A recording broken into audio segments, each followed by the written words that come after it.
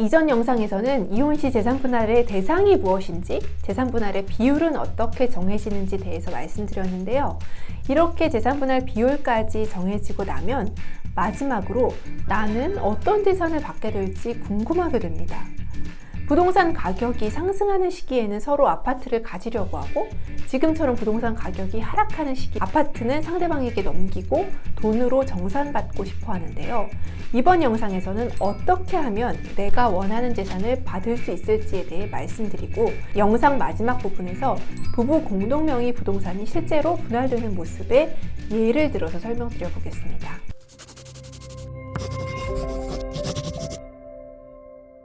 이혼소송 실무에서는 부부의 여러 사정을 참작하여 가정법원이 생각하는 가장 합리적인 방법으로 재산을 나누고 있는데요. 즉, 재산분할 방법을 두고 부부 간 의견이 다른 경우에는 법원이 알아서 이 재산은 원고에게, 저 재산은 피고에게 나눠준다는 겁니다. 그렇다고 법원의 판단만 가만히 기다릴 수는 없겠죠. 특히 돈이 아닌 부동산이나 특정한 재산을 받기 원한다면 내가 왜 그 재산을 받아야 하는지에 대해서 적극적인 소명이 필요합니다. 부부 중 일방이 특정한 재산의 취득에 큰 기여를 했거나 이를 두고 이용한 경우 그 일방에게 해당 재산을 분할해 주는 경우가 많은데요. 예를 들면 아파트 구입자금 대부분을 나의 부모 도움으로 조달했거나 부부 공동명의의 상가지만 내가 상가에서 회사를 운영하며 그 재산을 주로 이용하고 있는 경우가 있습니다.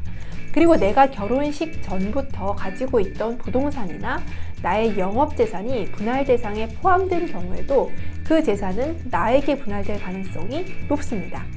특히 혼인 주거지의 경우에는 자녀 양육에 필요한지 등의 장래 이용 전망을 고려해서 재산 분할의 방법을 정하는 경향이 있습니다. 미성년 자녀를 키우게 되시는 측이 부부 공동 주거지를 갖게 되는 경우가 많다는 의미입니다.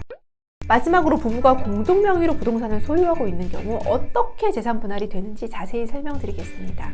이혼하고도 재산을 공유하고 있으면 재산을 관리하거나 팔 때 또 다른 분쟁이 생기기 때문에 원칙적으로 일방의 단독 소유로 보유하게 분할하는 경우가 많은데요.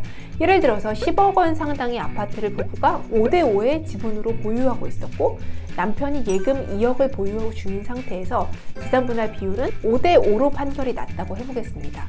그렇다면 부부의 전 재산인 12억 원을 각자 6억 원씩 보유하게 되는데 남편이 아파트를 가지게 되는 경우라면 아내는 자신의 아파트 지분을 남편에게 넘기고 대신 남편은 아내에게 6억 원의 현금을 지급하는 형태로 재산 분할이 정리되는 거죠. 이런 경우 남편은 갑자기 6억 원의 현금을 마련해야 하는 문제가 발생하는데 이런 문제를 해결할 수 있는 방법에 대해서는 다른 영상에서 준비하겠습니다.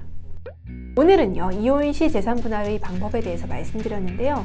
재산의 형태가 워낙 다양하다 보니 각자의 상황에 맞는 전략이 필요한 부분입니다. 궁금하신 점은 댓글이나 전화로 문의 주시기 바랍니다. 감사합니다.